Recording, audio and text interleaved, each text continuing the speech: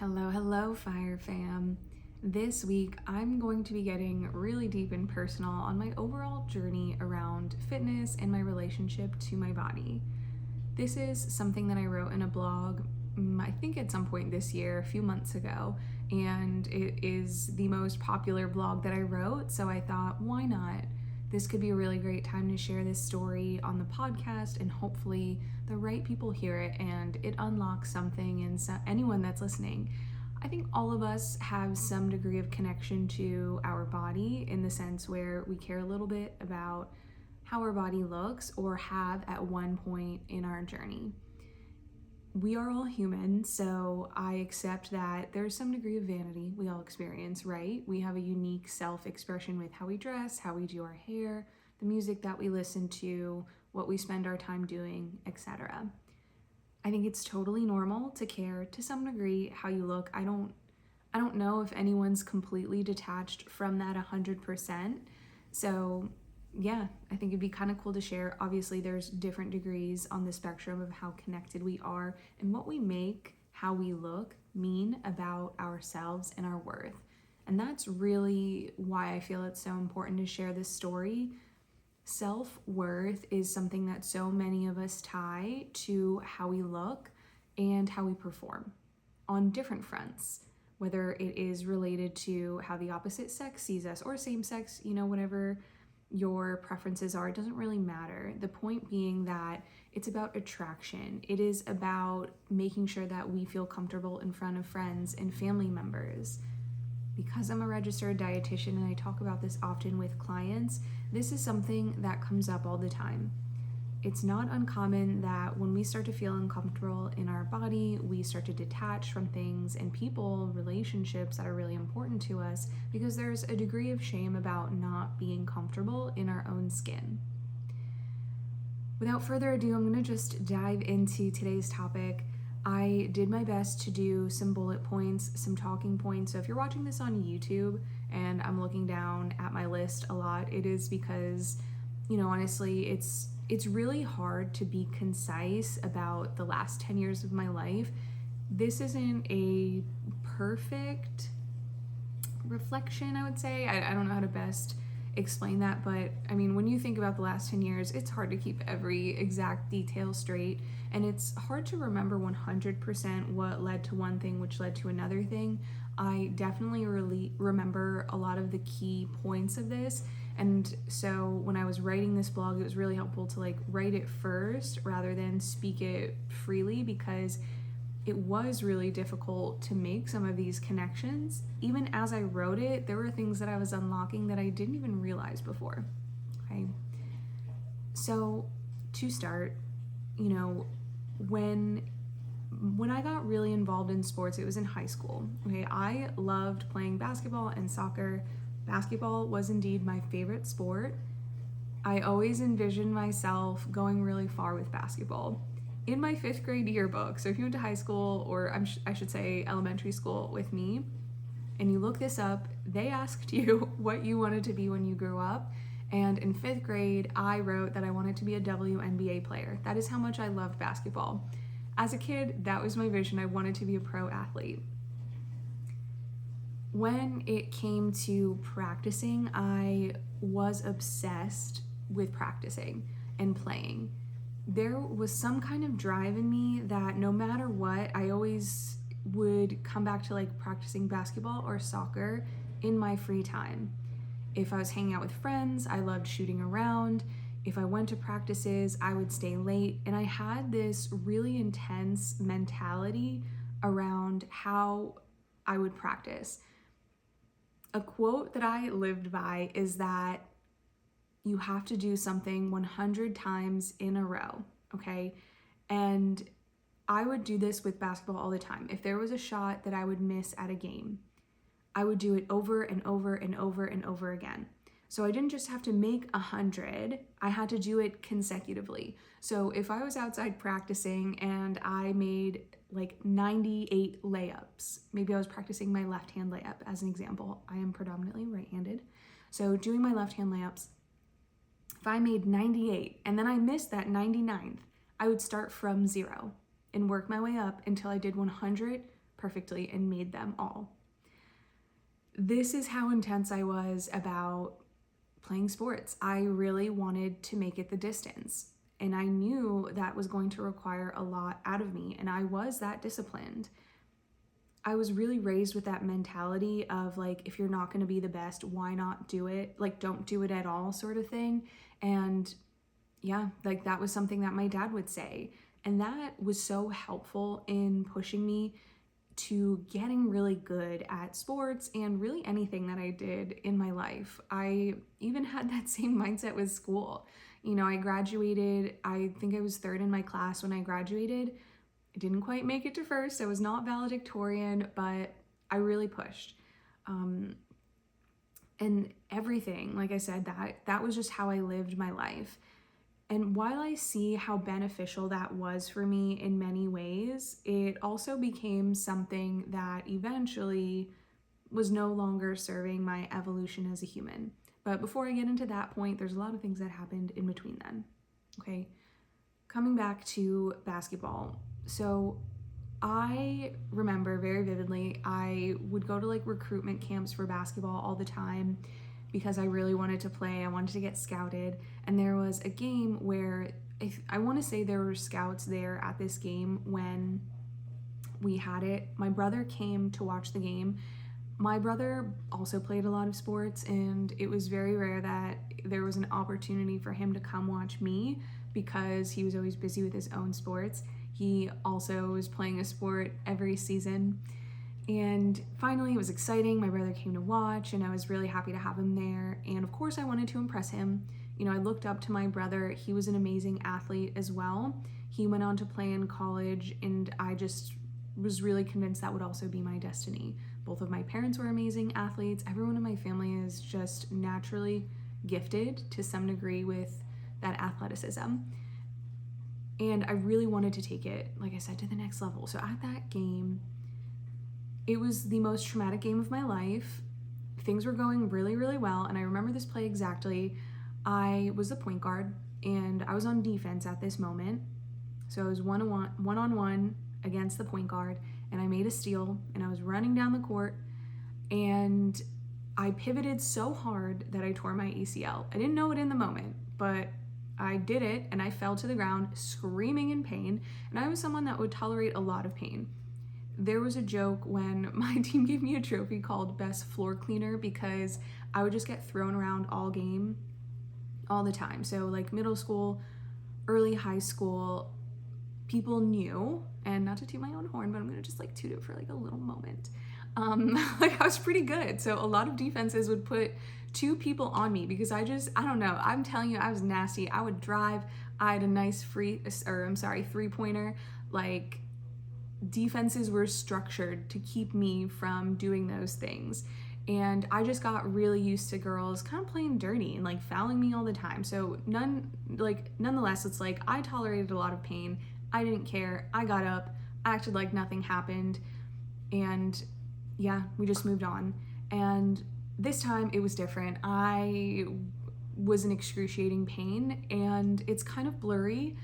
I actually forgot that my brother was there for a while until not even that long ago, maybe a year ago.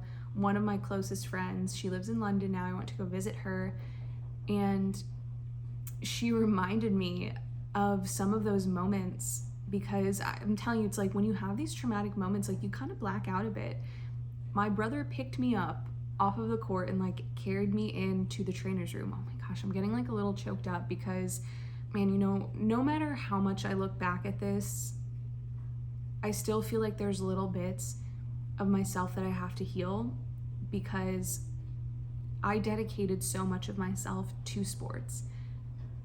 There was so much value that I put into it, and it made me feel really strong and powerful. Although I carried myself with a lot of confidence in high school, like I was someone that was very social, I would talk to anyone and everyone, it was very friendly. I just had love for everybody, and that was my personality, my identity. And deep down, I think part of why I gave so much love to everyone around me was because I really struggled to feel confident in myself. And again, you wouldn't really know it from being around me because I was always positive and really cheerful. But yeah, I think there was a sadness in me for a long time that I didn't express to people. I would be funny and optimistic and calm, and I never talked bad about people. And that was really important for my identity because I also wanted to be liked. So there was two parts to that. Not only was like I a bit of a people pleaser, but there was also that love that I wanted to give for the specific reason of wanting everyone to feel like they belonged, because I felt like I struggled to belong. You know, I had best friends, but I was someone that was kind of like a floater. I'd have multiple friend groups, just depending on the situation. Like I did sports, of course, so I had my sports friend groups, but then, you know, at one point I did theater, so I had my little theater friend group. But I also loved talking to people that were like gamers. Not that I gamed much, but I just was so interested in their world. Like I had genuine interest for everyone's interest. I had my art friends because I was really creative and loved doing art. And then I had like my nerdy friends because I did like things like FBLA and chess club and stuff like that. So I had so many interests. And coming back to this, sports were ultimately really what gave me so much confidence in myself. When I walked onto the court, you could not tell me anything. Like I felt so confident, I felt powerful. I loved it. Like from an ego standpoint, I loved the feeling of stepping on the court and teams were like planning specific defenses just to stop me. Like that felt great to my ego. I felt strong. And I talk about this in the blog too. I forget exactly how I worded it. Maybe it'll come up in these notes that I took. But I loved how I am and who I am as an athlete. So coming back to the injury, that injury was really painful because it impacted my future in sports. After that injury, once I found out I tore my ACL, I had to get surgery, and things were just never the same after that. I was never the same player. Unconsciously, when I would watch film back, I would see myself limping and you know, I just couldn't run. Like I was the fastest kid on any team, in every sport that I played. After that, I was not.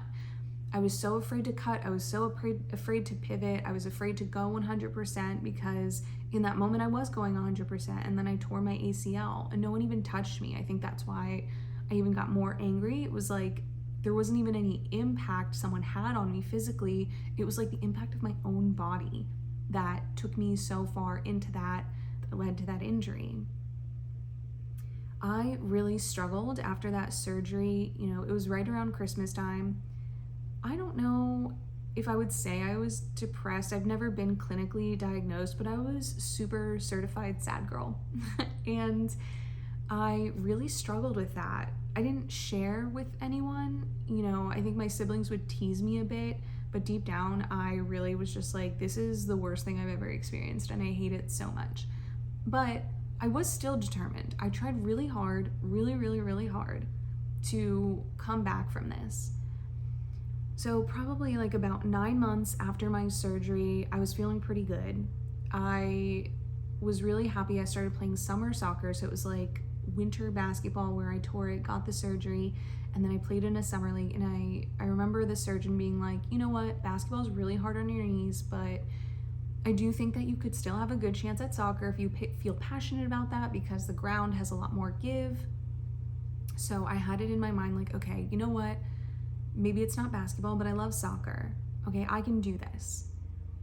So that game was going really well, and it was like after the 90th minute, and I just remember a very vivid point. I was like running. I was like right in the midfield. I think maybe I was like the goalie had kicked it or something. I don't remember exactly, but I had the ball, and again, no one touched me, and I heard that same sound when I tore my ACL and I like fell over, and my first reaction was like, I was angry. I was like, you have to be kidding me.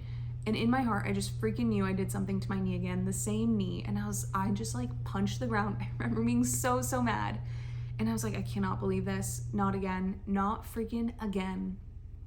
And I came off the field, and after that, I can't remember the details like of like going to get an MRI or anything like that, but I do remember like I partially retore it. So the way they rebuild your ACL in some cases, they took a part of my hamstring and like they take 2 straps or something of it and like wrap it up, and so I tore one of them. And they said that I didn't have to get it surgically repaired, but you know, if I really focused on building the muscle around it, it would be enough to support it, because I was like, I'm not going to go through surgery again. I just like won't do it. So I kept playing, and not that day. I kept playing later. You know, once I felt okay again and focused on strengthening it, I might have taken that season off. I don't, again, like some of these details are blurry. But it was even worse after that. I really just mentally could not play the same. And it killed me. It killed my ego. Like I went from being like a top player to just being really freaking average, and that bothered me because I wanted to be good. I wanted to go to college and play. But after that injury, I do remember this was like the week before I was going to go to a camp. My brother went to Hopkins and there was a girls' soccer camp for soccer. Sorry, I had to take a sip of water and I just realized I said soccer twice in a row. Redundant, but there was a camp that following week and I couldn't go because I was injured. And I was, again, heartbroken because I wanted to go to school where my brother went to school. And, you know, again, like everything he did, I wanted to do and probably one up him a bit because I was like, you know, I just saw how much praise and attention he got and I craved the same. So I wanted to do what he did. And again, just a little bit better, hoping that it would also put me in the spotlight. But, you know, that didn't really work. And that's where I really felt like my dreams were just like dying. I felt really lost and I stopped feeling good in my body. So prior to that, I was really confident in my body. After the surgery, my body didn't quite look the same. And it's wild because it was like a high school era and I didn't really care. I think I still dressed like I was confident, but I knew that my body was starting to shift. And that's when I first started experimenting with food. I remember seeing like other people do things like skipping lunch or drinking drinks or stuff like that. And I kind of was like, oh, you know what? Like, I want to look fit and I want to be skinny. I think at the time I really just wanted to be skinny because that was like the buzzword, the cool thing. That's what everyone was craving. And I was just like skipping meals and I was like, you know what, whatever. I think I would maybe skip breakfast and drink like some weird V8 drink. I very vividly remember some kind of like bubbly V8 drink that I would drink in place of my lunch, and then probably like eat dinner or whatever was at home that day. But that's really when I think I started thinking about it a bit more and got really into my nutrition and trying to like control my nutrition. Going into college, I don't really know if I like gained weight during college. I think I kind of stayed the same into freshman year, but again, like I felt confident in my body. I didn't have insecurity in it. Then when it came to my first job, so now I'm a freshman in college. At the end of my freshman year, I think, so I wanted to get a job at GNC because it was right on campus. I had a lot of interest in it. And so I was like, okay, this would be really cool. So I went in and I got hired at GNC. Shout out to my GNC fam, if any of you guys are listening. That was such a good era of my life and I still have some good friends from my time at GNC, which is like amazing and I cherish it so deeply. At that time, my boss was a big bodybuilder, okay? And he was like, you have a natural physique to be a figure competitor. And of course, again, I loved that. I was like, okay, you know what? I love working out. So this is going to be something that will kind of get that need filled for me. I started working at GNC. He offered to train me for free. And it was like, it was great. I loved it. I felt so strong. I felt powerful. And he like gave me like a meal plan that I followed. And I was like, okay, this is awesome. I started to see changes in my body. I got like really into bodybuilding. And I was like, okay, you know what? Like, I really want to do a show. This is so cool. So after maybe like a year or two of doing that, I was like, I'm going to do a show.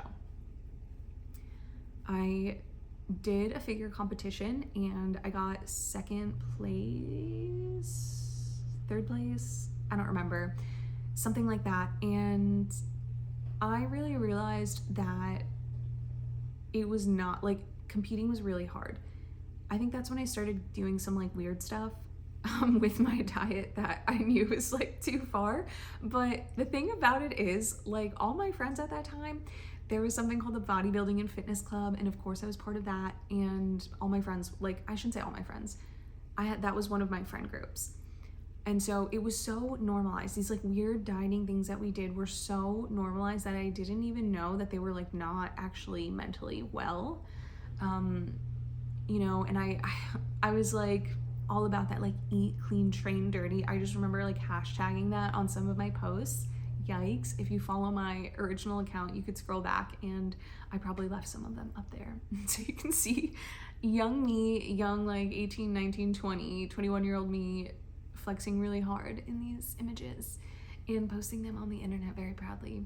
And this was like my whole identity, being that fit chick. And I loved being strong again. I started to feel powerful and strong again. And I loved that. It felt really amazing. And it really gave me more confidence in myself. Again, the me in the gym was the most confident version of me. Eventually, you know, some of the weird things, I'll share this actually, some of the weird things that I actually did around food, and I'm thinking of my senior year roommate, Brittany, and we would talk about this. You know, we would get like close to the competition and we were just like so hungry and it was so hard to focus. Like, I'm a college student, I'm trying to do finals, I'm eating like exclusively tilapia and asparagus, and if I was lucky, like a dollop of peanut butter. Like, I was barely eating anything right before the show, and I just like needed to taste something else. And I always jokingly say, like, if you offered me cardboard, I probably would have eaten it because I just craved a carbohydrate sensation so badly. But I would do things like chew food and spit it out just so that I could like get a taste of it. And it was crazy. And then like we would do things like cheat meals and like go out to eat and just like eat excessively to the point where I was like physically in pain just so that I could get in all the things that I like quote unquote wasn't supposed to eat. And that's when I really started to feel like, okay, you know, I really hate being judged for my body. I can't do bodybuilding anymore. I just want to lift weights, I just want to be strong, and I want to look good, but not to an extreme where I'm losing my mind. I gained weight, I don't know how quickly after my show that I did, but I definitely gained some weight after my show because, I mean, I lost a good amount before getting on stage because you're essentially supposed to be like super, super lean. But as a girl, it's not really that ideal for you hormonally, healthfully to do that. So I'm gonna skip over some of this stuff because I realize I'm going in a lot of depth with all of these details, but I do wanna just like touch on some of them.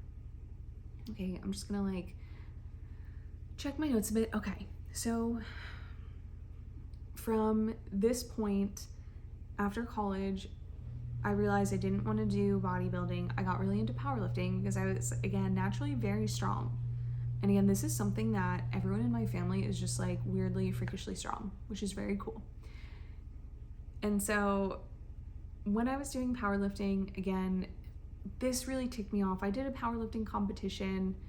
There was a lot of drama around this show that I did. I was cheated out of a first place that I rightfully earned. For reasons that I'm not going to blast people for, but yeah, I deserved a first place trophy and I was not given it because of a relationship situation that was going on behind closed doors, and so that really sucked for me. I thought that if I did powerlifting, it would get me away from things that were like super subjective because bodybuilding is very subjective. But again, running into that situation, I was like, you know what? I thought no one could take my numbers away from me, but apparently you can. So I was just like, I need to just stop competing. This is too much for me mentally. I'm getting really worked up on this stuff. My business was picking up. I had just opened up Fuel the Fire and I was doing a lot of work around nutrition counseling. that was what my business started as. And so my book was totally filled. And I was like, you know what, whatever. I'm just gonna do something for fun. I'm not gonna take fitness seriously. I just like want to go and enjoy myself. So I started doing CrossFit. But little did I know I was gonna get roped into that. Not by anyone's fault. It's no one's fault but my own. It was my own choice. It was basically like coming into a space where a lot of people were competing, and I like resisted it for so long. And then, you know, people would make comments to me of like, dude, you're really strong. You know, you should, like, you've just started and you're like really good at a lot of these things. Like, you should compete. And I was like, no. Eventually I gave in.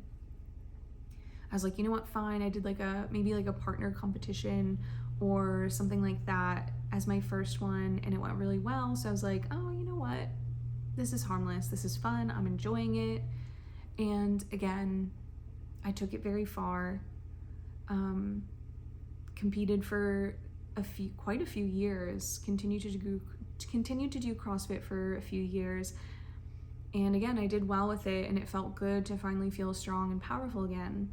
There were certain elements of some competitions that I really struggled with, and I'd really beat myself up over it. It was really hard for me to like not be good at something, especially when it was competitive, and especially if I felt like I was letting my team down. So at this time though, this is where food started to get messy. I didn't know how to eat. Like, going from bodybuilding to powerlifting is very different. You expend so much more energy doing CrossFit. Sorry, I think I mixed it. Going from bodybuilding / powerlifting to CrossFit, very different ways of eating. I was expending so much energy doing CrossFit, and I didn't realize it.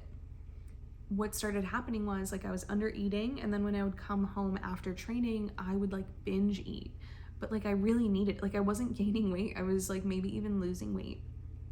And I was like, oh my gosh, you know, so the binge was almost like validated because I like actually needed the calories. So it wasn't really a problem. It just became a habit. And again, I didn't even think of it as binge eating. It was like me replenishing myself. But I was eating a lot of food all at once. But I was like ravenous, hungry, and again, like my body really did need it. Because I wasn't eating enough for the training that I was doing. So it was like I started a problem that I didn't even realize I had, because, you know, even as a dietitian, I still couldn't like wrap my head around how much I really needed as a female. I think I was probably eating 4,000 calories at least, sometimes even 5,000 calories a day to match my output for CrossFit. Which most people would think is like, that's insane, that is so much. But I'm telling you, again, like that's how I thought too. I was like, that is way too much food for, like, I'm like 5'1", almost 5'2". So I struggled to believe that this is really appropriate for my intake. But as time went on, again, things got really stressful as the business grew. I was still in my 20s, you know, the business was growing, and I really felt like, oh my gosh, you know, I've reached success. I'm an amazing athlete. My business is booming. I look great. And I was so confident in everything that I accomplished. But there was a small piece of me that was still internally really, it was almost like things were really good. And then I was really starting to struggle with this feeling of like loneliness. Like no one really understood what I was going through, because I couldn't really, I don't think I really had any friends that fully could connect to what I was feeling. You know, I had friends that were entrepreneurs, but they had a different background, and I had friends with the same background that weren't entrepreneurs, and not very many athlete friends other than the ones that I competed with, who again had like very different lives outside of the gym than I did. So I felt super lost of where to go with the struggles that I was feeling. I realized okay, part of this I need to let go or loosen the reins on maybe my business or how hard I'm pushing at work and the gym, and I just want to feel good being a normal person. I was still weighing and measuring and tracking my food to make sure that I was nourishing myself enough, and I was trying to find that balance and make sure that I was giving my body what it needed. But I still had like a lot of rules around food, in the sense that I wanted to be very disciplined, and I would eat really well, all whole foods all week, and then allow myself like one cheat meal or cheat day. I don't even like the words cheat meal or cheat day anymore at this point, but then this was the language that I used. I realized like I just want to be a normal person. When I would close my eyes and think about that next version of myself, I wanted to get married, I wanted to have kids, I wanted to sit down and have meals with my family without worrying about how much I was eating and how much does this chicken weigh and all of this stuff. And so I just didn't know how to go from obsessively tracking and being really fit to like being a normal person, just being an average person that's just chilling.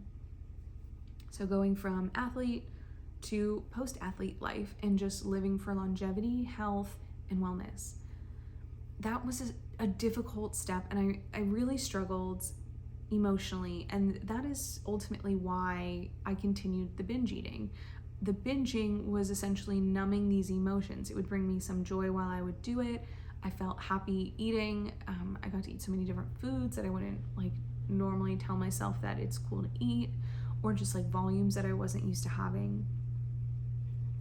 But when I started to slow down with my training, I was no longer competing, and I was really growing weary and tired of going to the gym all the time. Something that once brought me joy, now I was just feeling like was an obligation, and I was exhausted by it. And from that point, things got messy. I started gaining weight, and I felt really uncomfortable in my body. I was like, this is not it. I don't feel good. I feel poofy and swollen, and I'm not confident in how I look. And that was so much of my identity was wrapped up in that. I'm like, I'm a dietitian, I'm a fitness chickie, I have to look good, otherwise no one's gonna respect me in any of my fields. And I chose this career path, so this is the sacrifice I have to make. I just have to like really figure this out and buckle down, but I just could not. And that could have been part of why I needed to close the business. I think it was almost like I needed to step away from being a dietitian so I could work this out for myself and figure out what was wrong. Because I didn't really know what was going on. I only know in reflection. And even then, there's like still more layers that come out. I think there's a lot of reasons that I made all of these choices that I did to close my business, walk away from competing. And for 2 years, I did not go to the gym. I had my business closed physically. I was just doing stuff online. All I did was like go on walks and do yoga for 2 years. Things finally felt like normal again in my body, and I finally figured out my relationship with food and had a good relationship with it where it looked like balance, and I was enjoying the things that I was eating. I just like, I've not binged in years, and it is amazing that I was able to work through it. And I really realized how deep a lot of the roots of these emotional struggles were. There was things from childhood I had to address. There were beliefs about myself that I've been unconsciously carrying so long. I had to work out my relationship with food. I changed the way that I teach nutrition. Once I was really able to detangle my worth from my physical appearance, I felt like I had an actual glow up. Like I became someone that didn't really need to wear makeup all the time like I used to. My skin got brighter. Like I had used to struggle with acne, and now I don't. Knock on wood, don't come back now. But there were many ways that things were just different. And I felt better in my body than I ever have. I don't feel the need to constantly scrutinize myself or judge myself or shame myself for how I look, what I ate, how much I moved. I honor what my body feels it needs. Yes, there are some days that I have to encourage myself lovingly to move my body, even because there's moments that I don't want to, but I choose gentle stuff. I think of like, yeah, you know what, me working in my garden is movement, me walking is movement, me doing housework is movement, which I used to not count at all.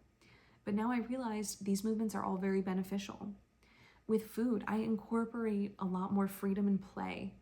I don't track calories or measure things anymore. Like I won't say 0% of the time. I do like acknowledge calories exist. I do acknowledge serving sizes. This helps me ensure that like, yeah, I'm getting enough protein to balance my meals, how much are in things so I know what to add to make sure that I'm getting enough. So I'm not saying you completely ignore these things. I think intuitive eating, there's a lot more depth to it than just trusting your brain. You do still have to understand nutrition, be conscious of nutrition, but there wasn't this emotional attachment and judgment I had to foods and how I ate and what that meant about me. That was the most important piece of that healing that I had to do.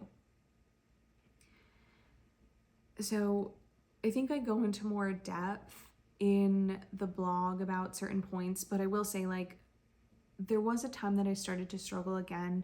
I worked with a startup eating disorder clinic, and it actually complicated my relationship with food in my body. I think I learned a lot, which was really beneficial, but that period of time was really stressful because, again, this is really hard to get into depth about because, things were not right internally, morally for me during that experience. And I think it showed up in my body. Our body always points us to things that are out of balance in our life. If we understand the language of our body, we will understand where we need to put our focus on to grow, to evolve, to heal. My body was really negatively responding to me being in that experience. I was doing things that were going against what felt, I shouldn't say I was going against, I was fighting against things that felt morally wrong, but I wasn't being heard. And that was an impossible situation for me. It was the wrong battle for me to fight. I was never going to win. And I had to realize that my health was deteriorating at that point. I started to notice that I was gaining weight. I couldn't sleep. I had this terrible eye twitch that would not go away. I was experiencing vertigo and I would cry. I had an hour drive home every day and I would cry most days leaving because of how hard that struggle was to get things to a standard that I wanted them to be at. And I realized, that's not the goal of this organization. And so I have to make that change. And, I don't know, again, I wish everyone the best. I had a lot of big lessons and teachers during that time, and I have a lot of appreciation and gratitude for many moments that I experienced. It just wasn't the right fit for me. But I hung around longer than I should have. Because when I commit to something, I really deeply commit and I didn't want to let go. And there were things that I had hoped that were going to come out of that situation, but they just weren't unfolding the way I'd imagined. It made sense. And again, I think that's why my body was revolting. But what I was really proud of myself for is, even though no matter how hard that was, I didn't go back to binging. I didn't go back to shaming myself. It just proved to me that even though crazy things can happen, I'm still really far along in my journey, and I really healed those parts of me with my relationship with food and my body. They weeble wobbled, but never went to anything close to what it was before. It really made me reevaluate and reflect on a lot of language and verbiage that I used and how I talked about food and my body and how to help other people through that. So I'm so grateful I did it, because learning more about eating disorders kind of made me realize that I had some disordered eating patterns myself that I never really knew how to put into words. So yeah. I think that part of my journey was necessary and it taught me a lot. So I wouldn't change it at all, even though many moments were painful. I think these painful moments show you who you are, what you're capable of, and what's important to you. And also, of course, what still needs healing in you. The depths of that story will be for another day, but I was, again, really overall proud of myself that I had come so far and I was able to hold myself through those. And of course, with the support of my now fiance, my family, my friends, they really helped me make that shift. And super shout out to my dad, because when I quit, I was so afraid. I wanted to go full time with Fuel. I was just doing things spottily with fuel, very, very part-time with what little energy I had left. I had to pause for a little bit because I was so drained, but I jumped right back into it. I was so excited to be back in my business, and I'm really thankful my dad gave me a space to do that. He still owns it, a building, and he let me use one of the offices so that I could start fuel back up again, and I needed that because I was so scared that I wouldn't be able to do it again. I had a tough time trusting myself to start over. And I know we're kind of veering from the topic here, but it's all connected because my work was also tied to, again, my wellness, my nutrition, my body. And I was trying to find a new way to teach nutrition that was in alignment with all of the things that I learned. And I didn't know how it was going to look, and that's the part that's scary. But I figured it out. I said, you know what? I'm going to do this. I'm going to stay committed to this. And I'm going to teach what I learned, and I'm going to stand for what I believe in. And I'm not going to let my ego go back just because I have some friends in the fitness field or colleagues in the fitness field that maybe still embody some of that old mindset that I no longer brought with me into this version. It was finding how to integrate things that I almost was afraid of for a period of time because I associated it with those difficult parts of my life. It was how do I go back to the gym and lift weights again without getting caught up in my ego? How do I start to play in the CrossFit realm without risking an injury? How do I eat in a way that's balanced and still feel confident in my body without taking it to an extreme? So this was really the integration period, and it took me time to figure out what that was going to look like, and also to find that flow of my life again, realizing these are the things that I need to make a priority, and everything else has to be secondary to that. And I said to myself this time around, my health is my number one priority. Everything else comes around that. I'm not going to make excuses that I can't cook. I'm not going to make excuses that I can't move my body or stretch or meditate. These things are number one. And they have to be. I was afraid again because I didn't want to become obsessed or so ego attached to it. But I look at it from honoring my body, honoring this gift of being in a human body that God gave me. What drives me now is so different than what drove me then. My mission has become so much deeper and so much more integrated into my life. And I love what I get to share with people now. And I do see a correlation, business was kind of slow, but I was still working it out, still figuring it out. And then once I finally went all in on Fuel the Fire again, things flourished. Not overnight, but within months, which is pretty crazy. Once I knew where my heart really was, once I figured out my relationship with nutrition and fitness, now I'm really happy.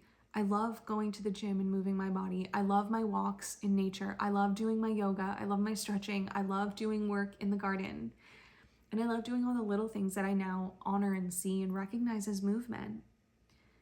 I've become much more balanced, and that's the Libra in me, I'd like to say. And I love that I can have meals with my friends and my partner that I don't have to weigh and measure or worry about. I love that I can still make nutrition and health a priority without it becoming something that's toxic, right? Something that allows me to be in my body, to be present, to enjoy life for what it is and the whole human experience. To integrate some things that I used to have a really extreme relationship with. And so now in this space, things look different. I used to be someone that would go to the gym for 3 hours a day to train for a competition, to be the best at something. I was extreme in weighing and measuring and obsessing and judging myself and looking in the mirror all the time. That version of me, I love her and I hold her and I appreciate what she has taught me. And I realized that was an important part of my journey. And I hope to support more people through that because many of us start there.